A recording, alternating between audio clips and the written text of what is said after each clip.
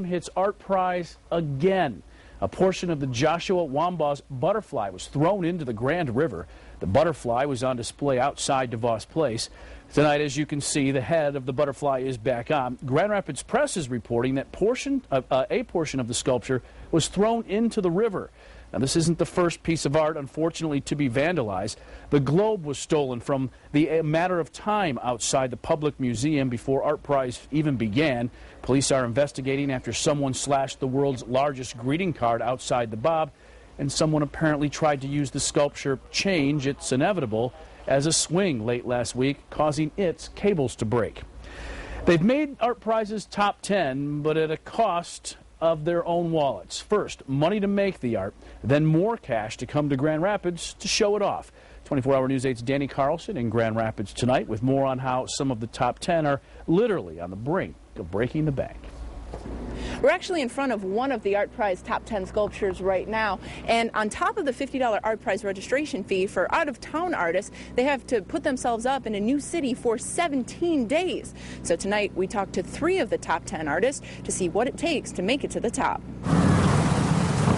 I haven't really told it up. It's a pricey show, but unfortunately, being in the top 10, I know that at least my expenses are paid. But before Paul Bolliker knew how his sculpture would fare, he knew he was going to have to spend 17 days in a hotel and plan on eating every meal out for the entire competition.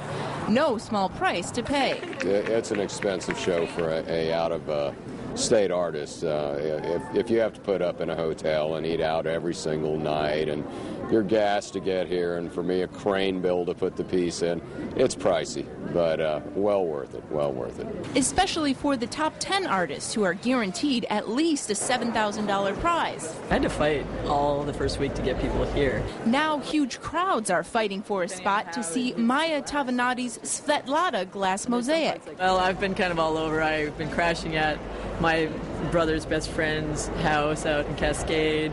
That's where we put the sections together in his garage. And then I was at the Marriott at the airport, then the Marriott in town. And now first a friend of a friend's house, and then 2 different hotels. Now she's been taken in by a Grand Rapidian, living in a condo overlooking the Grand River. I plan on being here a while, so I've had to find, my team left, and I've had to find accommodations. And she's not the only one willing to make sacrifices to win. It's been a struggle this year, and so we were really, we're down to, the last penny at the end of the month. So, it's a scary thing.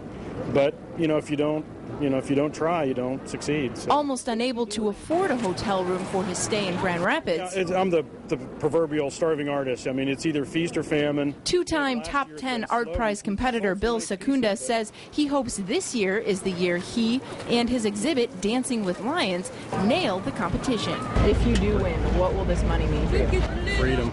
It would really be, financial freedom, but it'd give you the freedom to really be able to create without all the stuff on the sidelines, trying to figure out what material can I afford, how much time can I get equipment that actually works, it's a big thing, it would be a life changer. Voting for your favorite artist in the top 10 ends this Wednesday night, so make sure you get those votes in. In downtown Grand Rapids, Danny Carlson, 24-Hour News 8.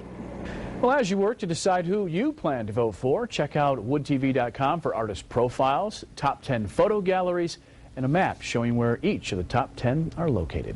A Holland man, his